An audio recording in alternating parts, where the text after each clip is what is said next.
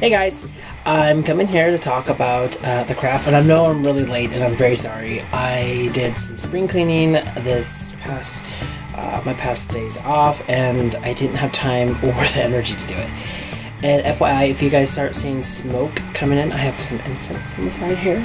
I lit some earthy, patchouli, smelly incense, and I thought that would kind of ground me, because I need to be grounded, because sometimes I'll be scattered. Anyways.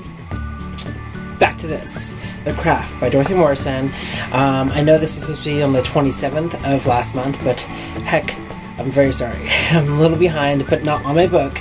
I would never be behind on my readings because I love it. I want to jump into the part.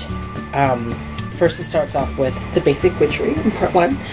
And she does this almost, I think it's in each part, in the beginning of each part, she has this little rhyme, little nursery rhyme for you to read, and I think it's amazing. Like the part where it says, "This is a cookbook for my craft, full of giggles, smiles, and laugh. Concoctions, spells, and recipes, woven well by blessed bees, and designed without one nervous twitch, by ones who's proud to be called witch." And I thought that was pretty amazing.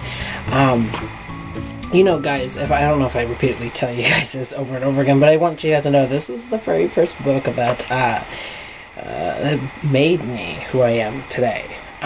It's one of my basic foundations that I kind of go to if I can't figure out something in DJ Conway's the craft book. If I can't find anything in there, then I go to this book. Ultimately, actually, that's all my change commands right there. But anyways, in the first part, on page 3, it talks about Wicca, the religion. It talks about where the word Wicca comes from in a way. It also talks about many words that ties in with the word Wicca or witch, but it does talk about the differences. And it talks about like the law of 3, and how there's a karmatic law behind Wicca, and that's kind of the police, the rules, that kind of keeps us online. And that's a whole new video of the law of 3 I should just make after this. But anyways, the part that I really liked the most was Walking the Path on page 6. The Walking the Path, it gives you like a little input of when you're on the path, what to be kind of expected, and the rules and laws behind it. When you're walking this path, there's certain ways that you have to walk, and you can't just sort of walk around and act like I'm a witch, I'm some badass witch, deal with it, there's no rules applies to me, Wicca kind of thing. I should quit saying witch and say Wicca, because Wicca, there's rules. So there's the redeed of Wicca, or redeed, or read of Wicca. Many people pronounce it differently. It's all the same freaking meaning. And it tells you, like, the little nursery rhyme of that. I call them nursery rhymes because they're so cute. I love them. And the part that I really like was the Witch's Creed. To know, to dare, to will, to keep silent. These are the 4 words of Manjus. In order to dare, we must know. In order to will, we must dare. We must will to possess empire. To reign, we must be silent. And those are, like, really intelligent. Pyramid. The Witch's Pyramid is another word. It's a really intelligent thing. And it can apply to many things in your life. It can apply to your personal life. It can apply to your work life. It can apply to your relationship. It can apply to anything in any aspects of your life. And that's probably why a lot of people follow it, including myself. And I really like it. Like the part here says, to know. We must free our minds and clear them of useless clutter, garbage, and worn-out notions. Only then we can open them to accept the gifts of knowledge and truth, the gifts of ancients that awaits us. And that, I like that part, because you have to like literally clear your mind before you do anything. Clear your mind of stuff that kind of doesn't make sense, or holding on to, kind of like hoarding thoughts. Kind of want to get rid of that stuff. And to dare, this can be my problem in my craft. We must dare to overcome our personal ignorance and outdated beliefs. Only then we can gain the personal strength necessary to walk the path of the craft. I take the dare part as in daring to do it. I'm a very timid Wiccan, if you will. I kind of underestimate myself, or underestimate my powers. I kind of think twice about things, and partly that's good, and partly that's bad. And I think it's a Gemini trait, where I feel like I can't I feel like I could do it, but then what happened if I'm not doing it right? Or what happened if it doesn't go when I want it to go? And that's when I kind of like static myself. I kind of stagger myself down. I'm like, don't.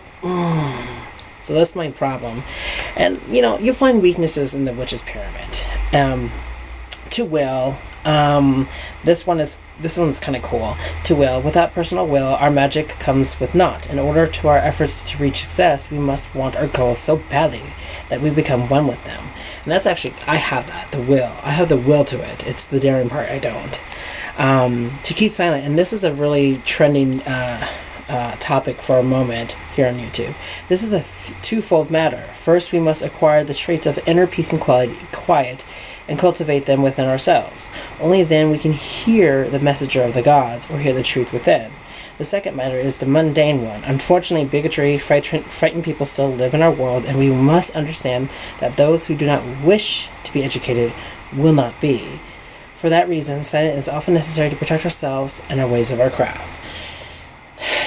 Now, this is not saying that you should not be proud of yourself. This is saying to be wise of yourself and not put yourself in situations that you are not fully equipped to handle or that you shouldn't deal with. My thing is to keep silent. Is like I don't go around raging around that I'm a witch, I'm a Wiccan, deal with it, yeah, ha ha ha ha. I don't go around. People come to me and ask me what it is by me posing with my necklaces or a conversation I'm having with a coworker or a friend or me doing a reading at a coffee shop. People come approach me. I don't approach them. I have a thing. My mom has this saying that religion is not lotion. My beliefs are not lotion. You don't go off rubbing on everyone else. You rub it on yourself only, unless you're some hot couple on the beach with tanning lotion. But still, the effect is still there. You don't go around rubbing religion or beliefs or anything onto other people, because not everyone has the same belief. Not everyone has the same system. Not everyone has the same style and thought. And this is one of my many wisdoms from my mother. The 13 Principles of Wiccan Belief is pretty cool.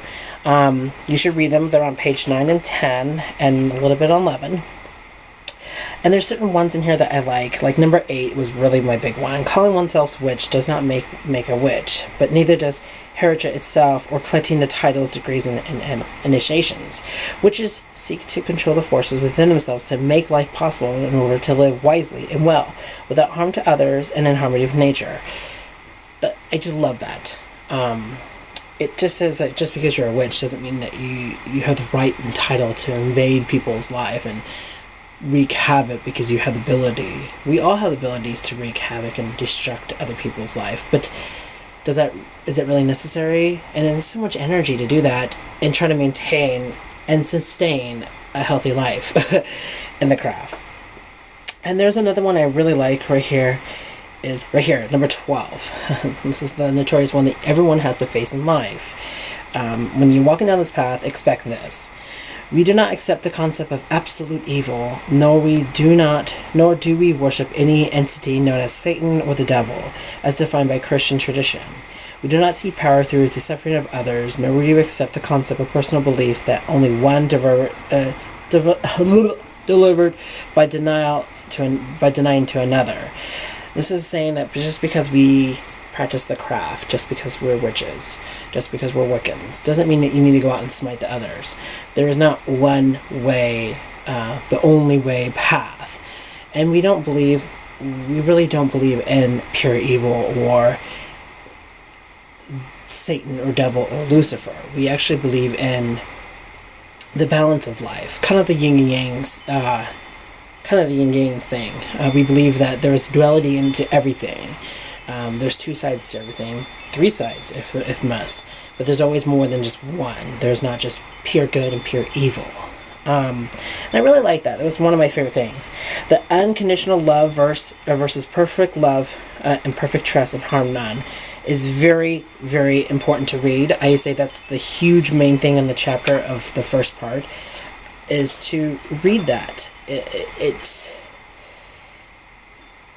She quotes on here, and I really love it. It says, love means never have to say you're sorry. And that's always been like one of my things is that you shouldn't do harm or shouldn't do anything where you have to apologize for it. You should be accepted of that. Oh, that's because that's how he is.